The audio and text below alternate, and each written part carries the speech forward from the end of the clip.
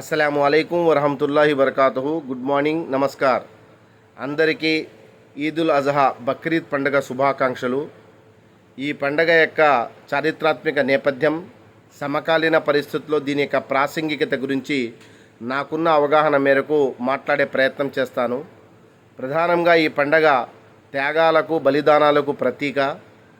దీని యొక్క చారిత్రాత్మక నేపథ్యాన్ని కనుక మనం ఒకసారి చూసినట్లయితే, హజరత్ ఇబ్రహీం సలాతు వస్సలాం నమ్రుద్ రాజరికం పైన తిరుగుబాటు చేసి ఆ రోజుల్లో ఉన్నటువంటి దుష్ట సాంప్రదాయాలకు వ్యతిరేకంగా, దోపిడీకి వ్యతిరేకంగా, ఆధిపత్యానికి వ్యతిరేకంగా ఎవరైతే బలవంతులు బలహీనులను జయించి వాళ్ళని మొక్కు అనే సాంప్రదాయం పేరుతో బలులు ఇచ్చేటటువంటి ఒక దుష్ట సాంప్రదాయం ఉందో దాన్ని తుదిముట్టించి ఒక మెరుగైనటువంటి సమాజాన్ని తీర్చిదిద్దటంలో ఒక అనూహ్యమైనటువంటి పాత్ర పోషించినటువంటి పరిస్థితి.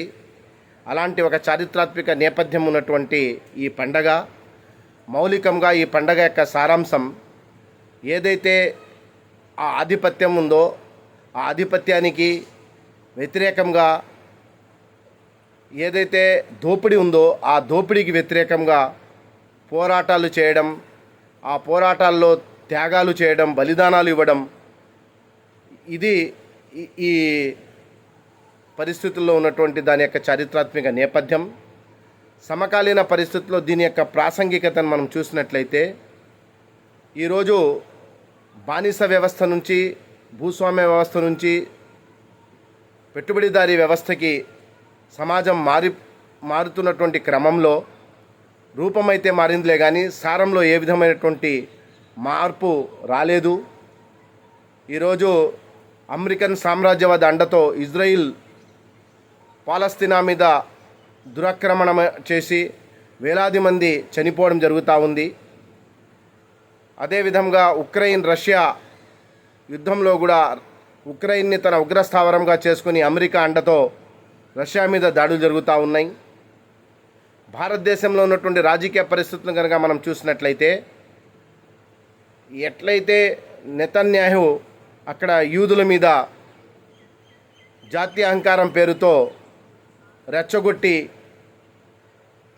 అక్కడ ఉన్నటువంటి పాలస్తీనా ప్రజల్ని ఏ విధంగా బలిగొంటున్నారో, అదే భావజాలం పేరుతో ఈరోజు మోదీ ప్రభుత్వం ఇక్కడ ఉన్నటువంటి భారతదేశంలో దళితులు, మైనార్టీల మీద హిందుత్వ భావజాలం పేరుతో దాడులు జరుగుతూ ఉన్నటువంటి పరిస్థితి.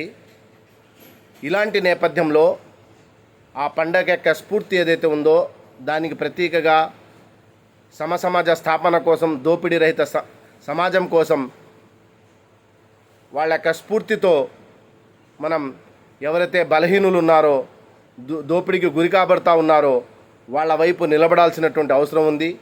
ఈరోజు యావత్ అంతర్జాతీయ సమాజం పాలస్తీనా మీద జరుగుతున్నటువంటి దాష్టికాలకు ఖండిస్తూ నిలబడి ఉన్నటువంటి పరిస్థితి. ఇలాంటి నేపథ్యంలో మనమందరం కూడా